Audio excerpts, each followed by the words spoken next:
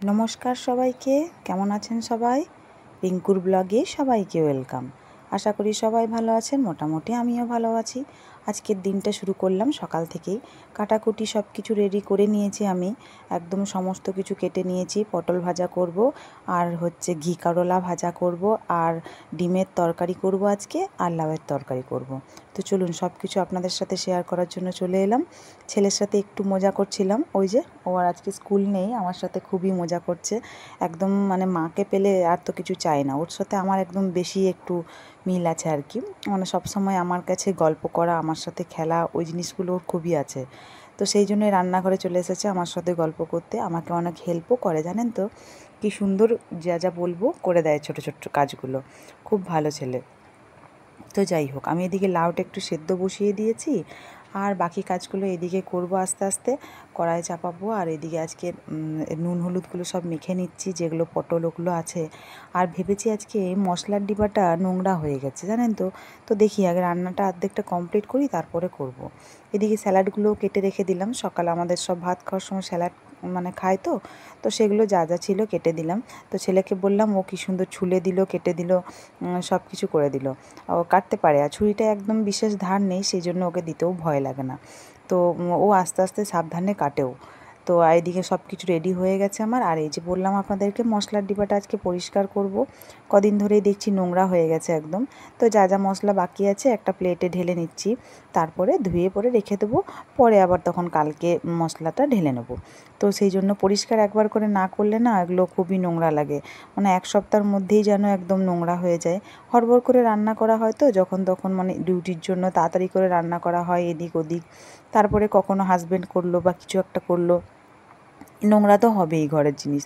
আর একবার করলে তো আর করব না এরকম নয়, পরিষ্কারও করতে হবে, তবেই ঠিকঠাক থাকবে।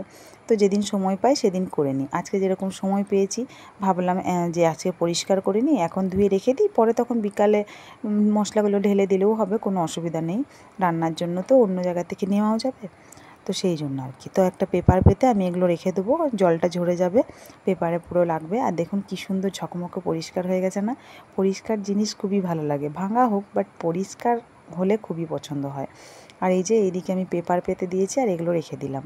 তাহলে হচ্ছে এগুলো রেখে দিলে জলটা ওই পেপারে পড়ে যাবে। আর এদিকে রান্না বান্না তো কমপ্লিট করে নিচ্ছি। আমি হচ্ছে লাউয়ের তরকারি বসিয়েছি, লাউ আর ছোলার ডাল দিয়ে তরকারি করব, সেই জন্য সেদ্ধ করে নিলে লাউ আর ছোলাটা সেদ্ধ করে নিলে একদম তাড়াতাড়ি হয়ে যায়। আমার তো মনে হয় 5-6 মিনিটেই হয়ে যায়।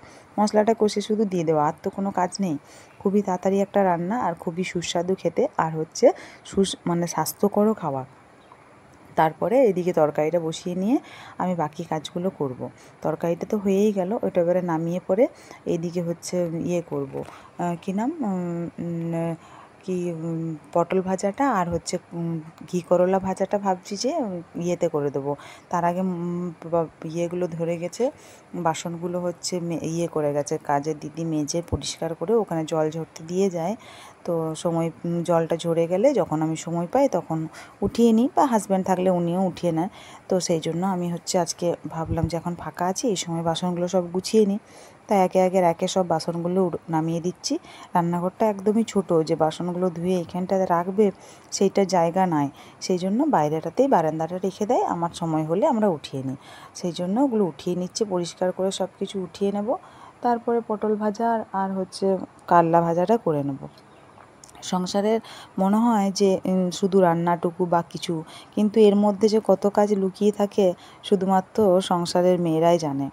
মেয়েরা মানে বউরা আর কি, তারাই জানে। সমস্ত কাজ নিজে হাতে করতে হিমশিম খেয়ে যায়, তারপরে আবার ডিউটি আছে। তো যাই হোক, আজকে আমার ডিউটিটা নেই, তাই অনেকটাই ফাঁকা আছে। তবে ডিউটি থাকলেও করতেই হয় তো, তাই আর কি বলছি, খুবই মুশকিল। আর এদিকে ডিউটি করো, কাজ করো, আবার ঘরের কাজ করো, মানে আর টাইম মেনটেন করে করো, ওগুলো খুবই মুশকিল হয়। তবে এখন অভ্যাস হয়ে গেছে, আগে একটু অসুবিধা হতো, এখন তো একদমই হয় না। তো যাই হোক, আপনাদের সাথে গল্প করতে করতে পটলগুলো ভাজা হয়ে গেছে, কাল্লাগুলো ভেজে নিয়ে এদিকে ডিমের তরকারিটা হয়ে গেছে। একটু মাখা মাখা করব, সামান্য একটু ঝোল করব, কারণ হচ্ছে ঝোল ছাড়া তো খেতে পারে না আমাদের কেউই। আজকে ডাল করা হয়নি। এদিকে ভাতটার মাঠটা গড়ানো হয়ে গেছে, ওই ভাতটার মাঠটা আমি তুলে নিই আর পরিষ্কার করে এখানটা রেখে দিই। বাকি তরকারিগুলো সব কমপ্লিট হয়ে গেছে। রান্নাঘর পরিষ্কার না থাকলে দেখতেও ভালো লাগে না, আর যেন আমার মনটাও ভালো লাগে না। রান্নাঘর হচ্ছে লক্ষ্মীর জায়গা, তাই সেইটিকে অনেক সময় মানে সব সময়ই পরিষ্কার পরিচ্ছন্ন রাখাটা নিজের জন্যও ভালো আর সংসারের জন্যও ভালো। আর আমি তো পরিষ্কার রাখতে পছন্দও করি, তবে যতটা পারি সব সময় পেরে উঠি না, না পারলেও যখন পারি তখন ঠিক করে নিই। বাস আমার রান্নাবান্না সব কমপ্লিট হয়ে গেছে, এবার স্নান করে নেব। বাস আমাদের এদিকে স্নানও হয়ে গেছে, স্নান করে জামা কাপড়গুলো শুকিয়ে গেছে, দিদি যেগুলো কেচে গেছে আমি তুলে নিয়ে ওগুলো ভাঁজ করে তাড়াতাড়ি করে রেখে দিচ্ছি। এরপরে খাওয়ার সময় হয়ে গেছে, ভাত বাড়বো। চলুন আপনাদেরকে দেখাই আমি ভাতটা বাড়বো। এই যে ভাত নিয়ে নিয়েছি, লাউয়ের তরকারি আর হচ্ছে পটল ভাজা আর ঘি করলা ভাজা আর হচ্ছে ডিমের কারি। বাস আজকের রান্না এই পর্যন্তই। তো কেমন লাগলো আমার ব্লগটা কমেন্ট করে অবশ্যই জানাবেন। আশা করি সকলেরই ভালো লেগেছে আর কি। সবাই ভালো থাকবেন, সুস্থ থাকবেন। Thank you so much.